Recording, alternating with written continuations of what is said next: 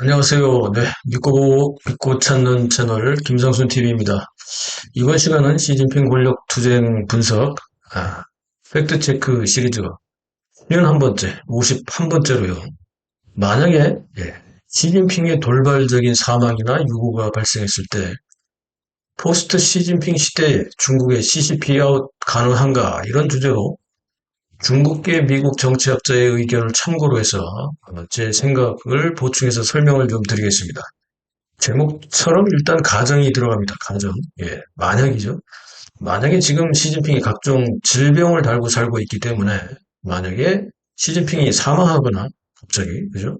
혹은 건강 문제나 뭐 반시진핑파의 압력 등으로 자의반 타의반 권좌에서 물러나게 된다면 즉 만약에 시진핑이 갑작스런 돌연사 혹은 퇴진했을 경우 그 다음 즉 포스트 시진핑 시대는 어떻게 될까요? 예. 이 질문은 사실 현재 중공 내부에서 난무하는 시진핑파와 반시진핑파 간의 권력투쟁 루머 지금 한참 뜨겁죠.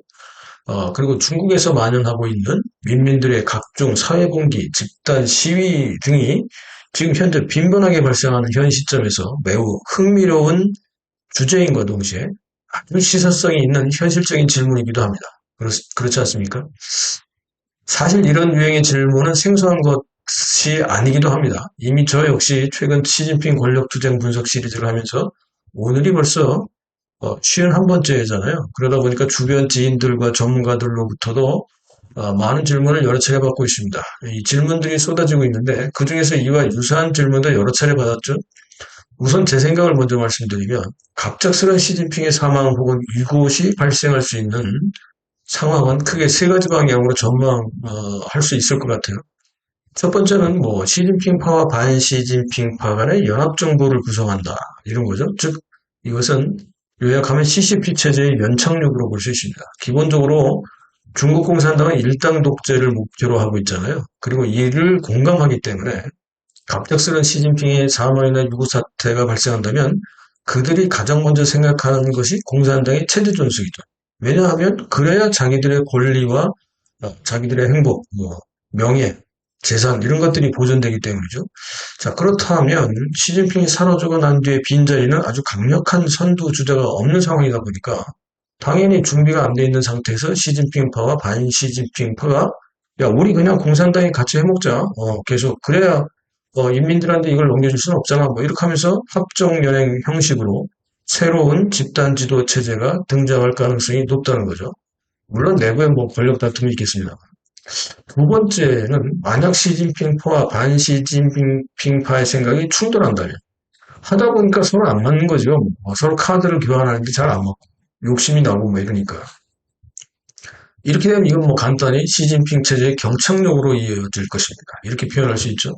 자, 시진핑파와 반시진핑파 간의 연합 구성이 어렵게 된다면 뭐 서로 주도권 즉 헤게모니 쟁탈전으로 급기야는 심각해지면 내전까지도 갈 수 있는 급격한 돌발 사태가 발생할 수 있는데요. 이런 경우는 뭐 차후에 대형 사건으로 당연히 이어질 수 있습니다. 뭐 이를테면 문화대혁명, 린바오 쿠데타 실패 사건, 천안문 사태, 덩샤오핑과 강경파의 충돌 및 남순 강화 뭐 이런 게 나왔죠. 그리고 저우융캉과 보시라의 쿠데타 실패 뭐 이런 것과 같은 굵직굵직한 사건들처럼 새로운 대형 사건이 터질 가능성이 높죠. 그죠? 자, 그렇다면 세 번째는 어떤 게 있을까요? 아니, 그런데 이제 인민들은 그럼 어떤 반응을 보일까요? 이런 거죠. 어, 시진핑파와 반시진핑파 간의 권력 투쟁을 그냥 보고만 있을까요? 아니면 천안문 사태나 홍콩 우산 혁명이나 뭐 혹은 최근에 백지 시위처럼 뭔가 움직이려 하지 않을까요? 즉, 세 번째는 밀란 가능성도 있다는 겁니다. 중국의 인민들은 특히 3년간의 제로 코로나로 인해서 중공의 과격하고 무자비한 통제와 후유증에 지금도 시달리고 있죠. 뭐 실업대란, 중소기업과 상가의 폐업러시, 부동산 시장 붕괴 등으로 생활고에 시달리고 있는 인민들은 백지 시위에 이어서 지금도 곳곳에서 1인 시위, 집단 시위 또는 화장실 혁명, 낙서 시위, 전단지 시위, 벽보 시위 등으로 저항하고 있습니다. 이런 상황에서 만약에 시진핑이 갑자기 사망하거나 유고 상태가 된다면 중국 인민들, 특히 가장 무기력하게 생활고에 시달리고 있는 청년 계층과 그리고 70여 년의 집단부 배지든 공산당의 폭정을 참아왔던 지식계층 등에서 그냥 시진핑파와 반시진핑파 간의 권력 다툼을 그냥 지켜만 볼 거예요? 아니면 분명 어떤 반응이 나올 혹이라고 생각하고 반응을 할까요? 저는 중국에서 89년의 천안문 사태나 2019년의 홍콩 우산혁명, 2022년의 백제 시위를 경험한 중국인민들이 다시 전국적인 밀란을 일으킬 수 있다고 생각합니다. 지금 충분히 그런 사회적 불만이나 경제적 압박 등의 조건이 성숙되어 있기 때문인데요. 특히 89년보다 더하죠, 지금은. 예. 그러나 유감스럽게도 이들의 밀란은 일으킬 수는 있어도요. 중요한 조건을 만족시키지 못하면 결국 다시 실패하고 소멸하게 될 것이라고 저는 생각하고 있습니다. 제가 제기하는 중요한 조건은요. 중국 인민들의 밀란을 일으킨다면 가능성은 높죠. 그런데 여기에 난세의 실질적인 힘은 어디 있습니까? 인민해방군, 즉 군부에 있는데 이 군부의 반란도 함께 동조되어 군부의 일부 세력이 밀란과 함께 해야 한다는 건데요. 그런데 군부 역시 보면 오랫동안 집단 부패로 찌들어 있는 상황에서 이들이 무슨 뭐 민주화나 인민들의 입장을 대변하는 그런 뭐 집단 행동을 할 만큼 깨어있는 인물이 과연 존재할까? 이건 뭐 심히 의문스러울 수밖에 없습니다. 안 그렇습니까? 군부 지도자들 역시 공산당 체제가 유지되어야 자신의 권위와 경제적인 안정, 뭐 이런 것들, 명예 이런 것들이 유지되기 때문이죠. 따라서 이들이 나설 가능성은 뭐 거의 희박하다고 봐야 합니다. 물론 군부가 나서면 뭐 당연히 성공하겠지만 군부가 나설 일은 뭐 거의 희박하다 이렇게 생각이 듭니다. 저는. 그런데 중국계 미국인으로요. 현재 스탠포드 대학에서 중국경제와 제도연구센터의 선임연구원으로 있는 우고광 박사가 최근 대만의 TV 토론 프로그램 삼국연의라고 하는 프로그램에 출연해서 한 발언을 했는데요. 그 내용이 저한테 이거 신선한 영감을 줬습니다. 그래서 오늘 우고광 박사의 생각을 여러분께 소개하는 건데요. 먼저 간단하게 우고광 박사를 소개하면 중국 산둥성 임기시에서 1957년에 출생을 했습니다. 그리고 82년에 북경대 중문과를 졸업을 했고요. 저하고 동문이네요. 84년에는 중국 사회과학원에서 신문방송학과 석사학위를 받았고 당시에 이미 84년 졸업한 뒤에 국무원의 부비서장 넘버 2죠. 넘버 3죠. 넘버 3. 그리고 중국 사회과학원 원장을 겸하고 있던 마홍이라는 사람의 비서를 했다고 합니다. 그러면 핵심 권력이 근접해 있죠. 그리고 1985년 여름부터 우고광은 인민일보의 평론부의 편집과 평론 담당을 하면서 게다가 대담한 칼럼을 발표하는 등의 기질을 보였다고 하는데요. 이를테면 모든 권력은 인민에게 있고 인민은 법률과 규정에 따라 각종 국가 사무를 처리해야 한다거나 국민은 언론과 출판의 자유가 있는데 이것은 헌법조문에 장엄하게 규정되어 있다. 따라서 정치 문제에 대해서도 인민들은 토론할 수 있다. 이런 생각을 칼럼으로 발표해서요. 당시에 엄청난 지지와 주목을 받았다고 합니다. 당시의 분위기는 80년대 후반에 이 분위기는 이런 분위기가 있었죠.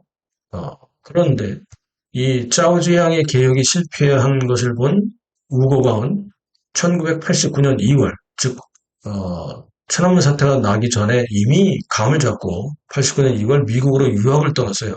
당시에 하버드대에서 니먼 연구소의 연구원을 시작으로 미국에서 활동하면서 아예 미국에 눌러앉았고요. 95년에는 프린스턴 대학에서 정치학 박사를 받고 이후 계속해서 지금 미국의 여러 대학에서 연구소에서 왕성한 중국 연구를 하고 있는 중국계 미국 학자입니다. 이 정도 소개하면 우고광 박사의 성향을 이해하실 수 있겠죠.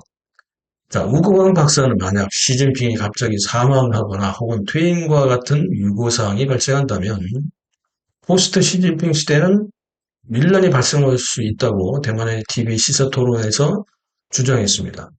우 박사가 밀란의 가능성을 높게 보는 이유는 저와 같습니다. 인민들의 사회 불만이 임계점을 넘어섰고 경제가 불안하다는 거죠. 자, 어쨌든 우고광 박사는 만약 밀란이 발생한다면 여기가 핵심입니다. 밀란이 성공하기 위한 필수 조건으로 공산당의 체제 내부에서 분열이 발생해야 한다는 점을 지적하고 있습니다. 즉 공산당 체제 내부에서 기회주의자이든 뭐 야심가이든 뭐든 상관없이 공산당 체제 내부의 밀란의 편에 설 수 있는 세력이 밀란과 함께 공산당 체제를 개혁하는 세력이 되어야 한다는 겁니다. 그런데 이 방식은 연착륙 방식이어야 하고 만약에 경착륙 방식으로 단번에 공산당 체제를 붕괴시키려고 한다면 역시 공산당 체제 내의 대다수 체제를 유지하려는 세력들에게 힘이나 재력이나 조직력에서 밀리기 때문에 경착력으로 단번에 체제 개혁을 시도하는 것은 실패할 확률이 높다고 우고강 박사는 주장합니다. 네, 그렇군요.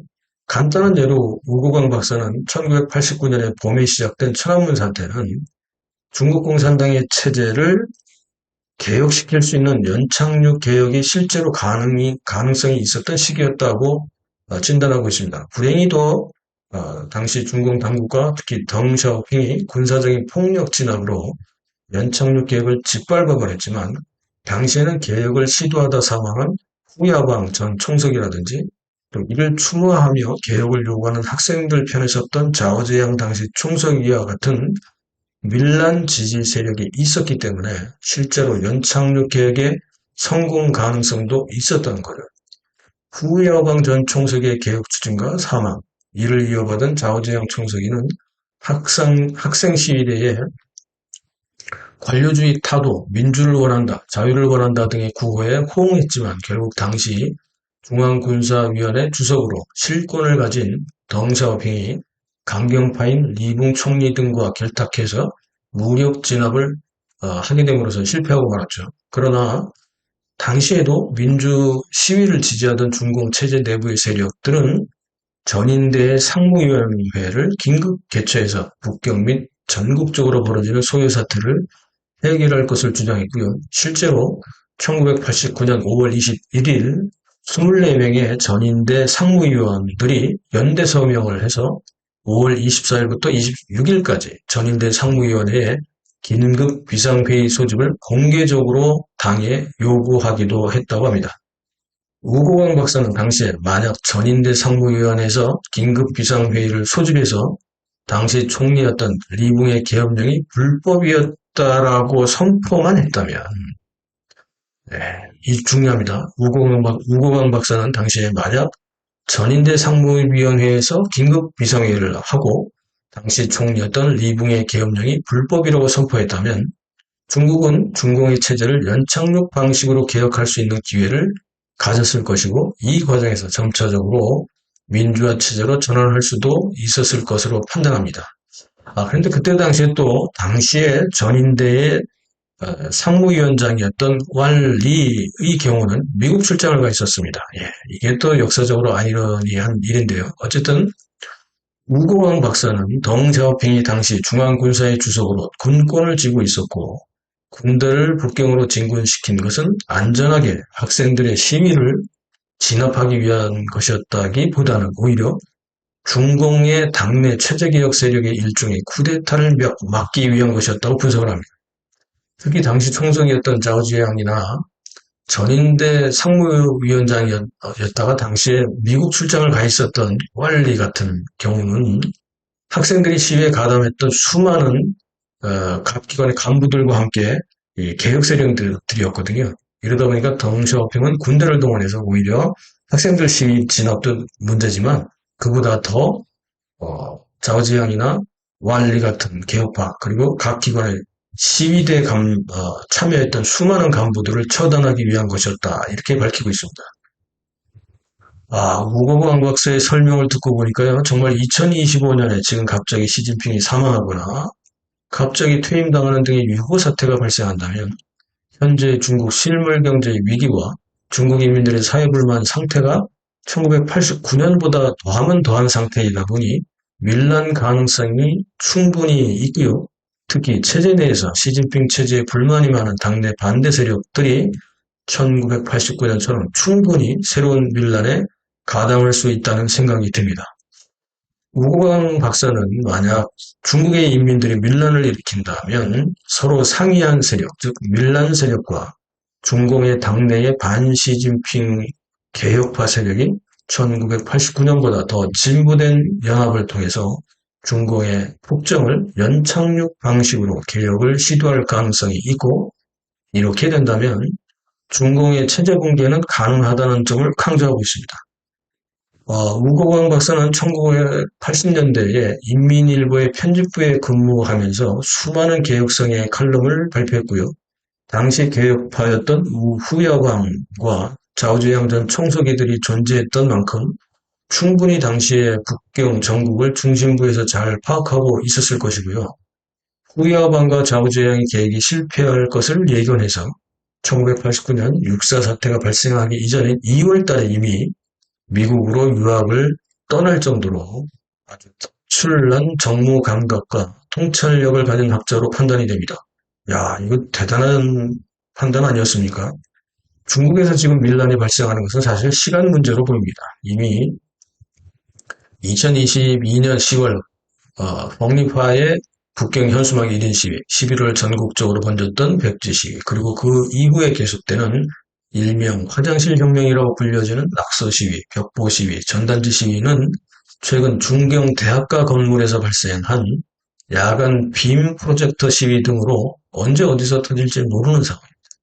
그렇다면 밀란이 일어날 분위기나 조건은 이미 중국의 실물 경제 붕괴, 중국 인민들의 사회 불만 포화 상태 등으로 충분 조건을 갖추었는데요. 문제는 밀란이 발생하고 나서 지속성이 없다는 것이 문제의 핵심이었고 숙제였는데요. 이렇게 듣고 보니까 지금은 좀 달라졌습니다. 자, 우고광 박사의 전망처럼 만약 공산당 체제 내부에서 개혁 세력들이 1989년처럼 중공의 패단인 형식주의를 오히려 역이용해서요. 이를테면 전인대 긴급회의 등을 통해서 강경파들을 내몰고 중공체제의 연착륙을 선포하는 날이 전혀 불가능하지는 않다는 생각을 저는 우고광 박사의 이번 주장을 통해서 하게 되었습니다. 예, 새로운 발견인데요. 자, 여러분들의 생각 어떻습니까? 우리가 왜 중공의 체제 모순과 중국 실물 경제의 현황 및 중국 인민들의 사회불만 상황을 분석해야 하는지 이해가 되시죠? 왜 제가 6년 동안 이걸 하고 있는지 이해가 좀 되시죠? 중공의 붕괴는 가시권에 있고요. 이는 우리에게 직접적인 영향이 되기 때문입니다. 미리 준비해야죠. 중공의 붕괴, 우리가 어떤 준비를 하고 있어야 할지에 대해서도 미리 고민하고 준비해야 하지 않을까요? 예. 믿고 보고 믿고 찾는 김성순 TV의 시진핑 권력투쟁 분석 팩트체크 시리즈 계속 주목해 주시고요. 편집 후원에 참여해 주신 분들께도 깊이 감사의 말씀드립니다. 시청해 주셔서 감사합니다.